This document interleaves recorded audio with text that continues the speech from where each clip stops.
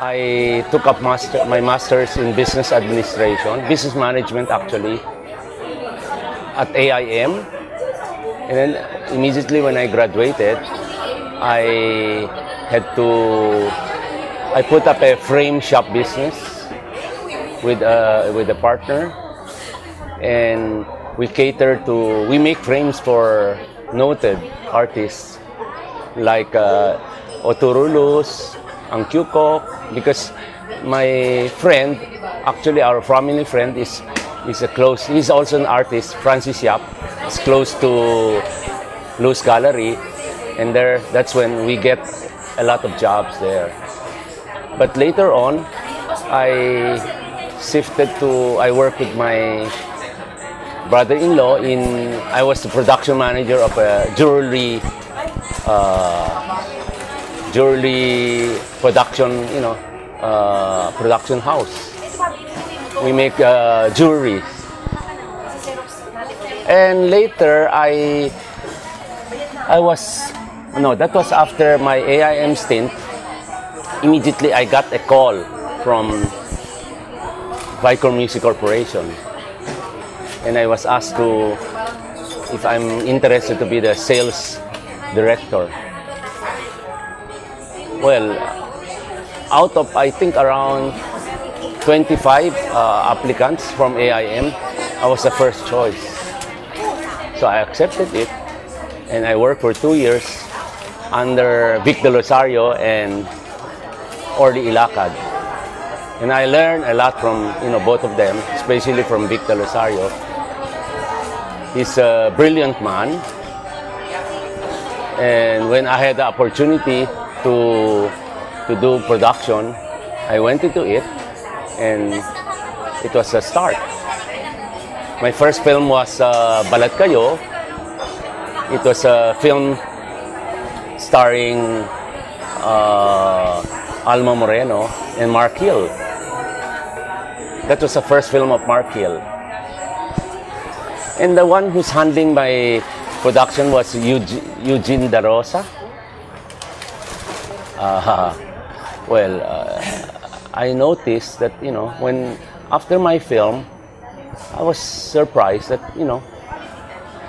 we found out that I was with some partners, with the three classmates from AIM, that, there was a lot of, anomalies. And in spite of that, I got my money back. I invested, at the time, I invested 1 million only. And I got my money back, and with a few, profit. And I thought that, so it's easy. Imagine, if I'm able to work on it and monitor the expenses and guard it, I will be able to, make money. So, showbiz is easy money, movies. And that started the ball rolling. My first film was Dos por Dos. So I didn't know, anything. So I wanted to do a film of Lito Lapid, because I know, Lito Lapid's box office star. And I was approaching, people, and Lito Lapid was very hard to get because he's loaded with schedule. So the director told me, why should you get Rito? You can get the cousin. And let's say a movie like Bud Spencer. What film is that? The one, that duo? It was Bud. Anyway, it's Lito Lapid it's Rex Lapid with Bamero Moran. It's an action, comedy film. And after I did that film, it didn't make money. It bombed at the box office. I was so frustrated because I was so excited. And when we show our trailer in the theaters, people are laughing. So I said, oh my God, so I will make my money. And surprisingly, I didn't. I was so disappointed. I lost in that gamble. I said the next film, I have to be sure that it will make money. So I think I did a film Well, I was going around and looking for stars, and I had a hard time because the stars are under Regal or under another company. At the time, there was no Viva yet, and I had to work my way out by studying with key people like Manay Ichud, Manay Ichud, Vera Perez. She's very kind and very helpful to me, very. And also I met Nino Mulak, father, si Cheng. Well, he taught me a few tricks, the name of the game about showbiz. But I have to learn on my own. I had to go with some showbiz people and talk to them. It's really hard work. Until I met somebody, si Boots Bautista. No, I think my second film was a film about. I said for my next film, I want to get a real action star. I got Rudy Fernandez. It was, we did Boy Condenado. It's a film by Manuel Cinco. In Boy Condenado, we have to follow the pattern of, Ben Tumbling. We kind of adapt it. And I had it reviewed because people thought that it was Ben Tumbling's story. And I think at that time, Imelda doesn't want to, us to make criminal stories. So it was banned for three months. And then I appealed it. I said, it's not Ben Tumbling. You see the film. And when people saw the film, and then the reviewers saw the film, it's not really Ben Tumbling. But they cut it up. And and surprisingly, when the film was shown, even if it's cut up, I broke even with that film. And my third project, I met Kirot, Stella Estrada. Well, Kirot was the first film which I made a lot of money because the capital is small. It's a small. Well, the star is a nobody. I discovered her when a talent manager showed the girl to me. I saw she's pretty and she has that angelic face. And she has that kind of sexiness. Understated. So if you could do a film, a little bit sexy, siguro pwede. So we did a film and I made a lot of money there. And then from then on, I made a lot of other films. And I mix sexy with, with wholesome. My other stars are Gretchen Barreto, Romnick and Cheryl, Lenny and PJ, and so many others.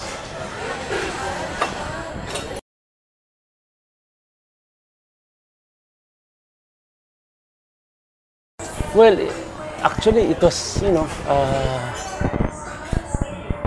actually, it was not MTRCB. It's the market situation because of cable TV and also TV.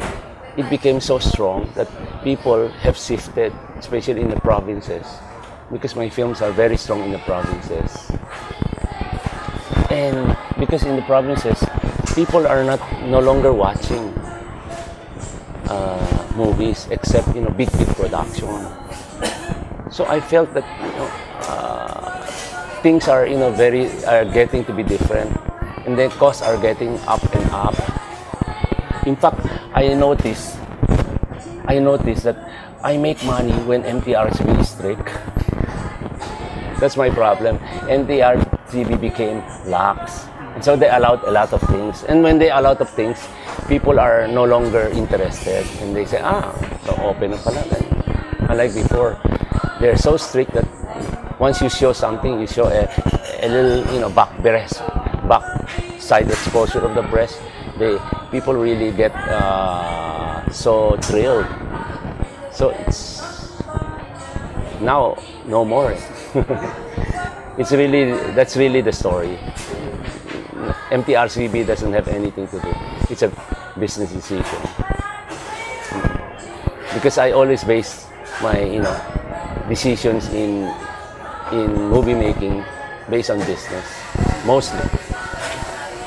In fact, my going to Gold Films is also a business decision.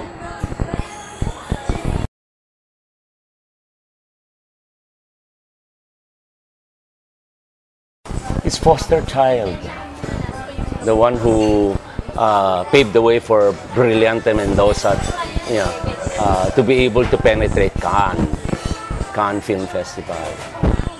I think you know what the story is all about.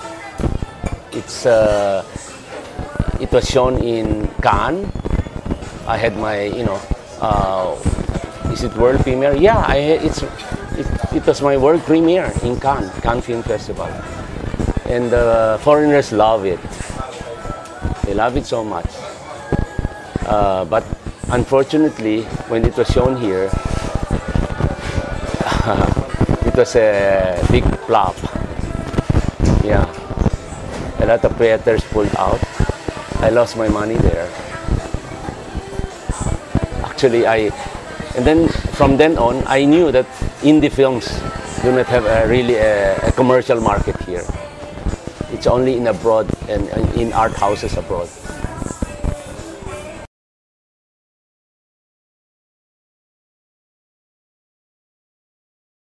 No, because I was able to do a lot of films already. I wanted really before to work with Dolphy. Yes, I was able to work with Dolphy, with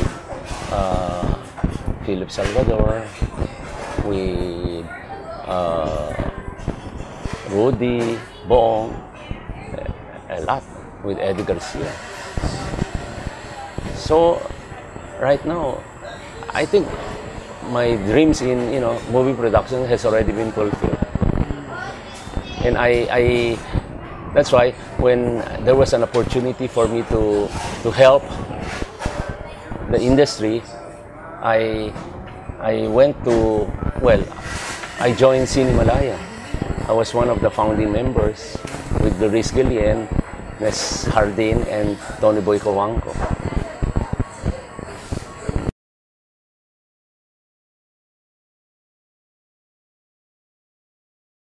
It's really a dead man walking. Yeah, it's dying at the same time. They're trying to survive only because now with mass media it's very difficult. Things are, costs are getting up, are getting higher and higher, and only the network who owns properties and who owns the TV stations can really promote the film well. Because with the present media situation, if you don't have big advertising, a movie won't be noticed, right? Yeah, you won't be noticed. And if it's not a significant film, you have to be sure that the film is significant and strong enough that people will be encouraged to go out and see the film. Otherwise, they just wait for the internet or see it in TV, in Cinema One.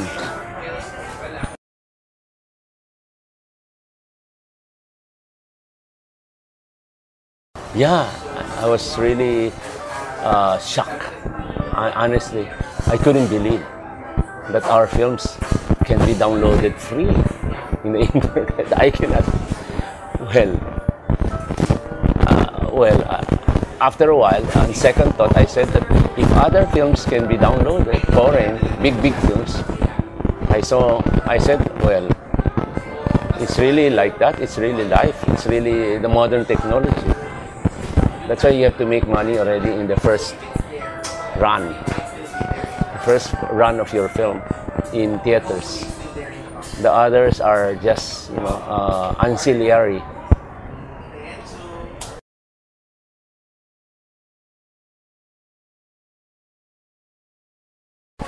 Not in the near future, because it appears it's really very difficult now. Very difficult for independent productions like us to earn, because it's dominated by Star Cinema now. And Viva is able to do it because he has co-production with Star Cinema because of his properties. Sara Geronimo, she's very strong, and some other talents also.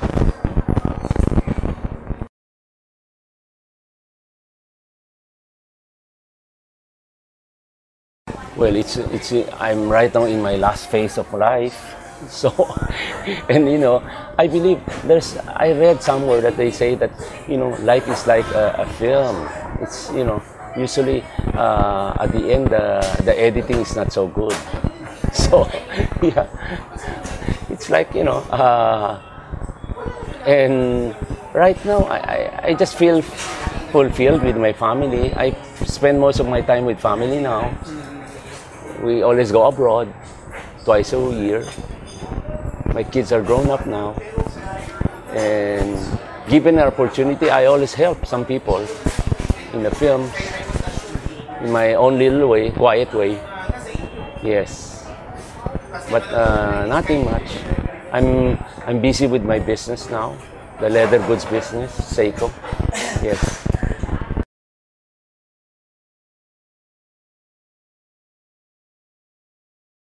But I hope that the Filipino film industry will still continue, and I hope, Filipinos and students will patronize, because this will be part of our heritage later on. And yeah, the only way for you to preserve this is to really see more Filipino films. I think all of us should make our own, in our own way to help. Because later on, you will, when we pass away, this will be passed to other, our lower generations, and they will remember us through films. And also, people from abroad will remember us through films.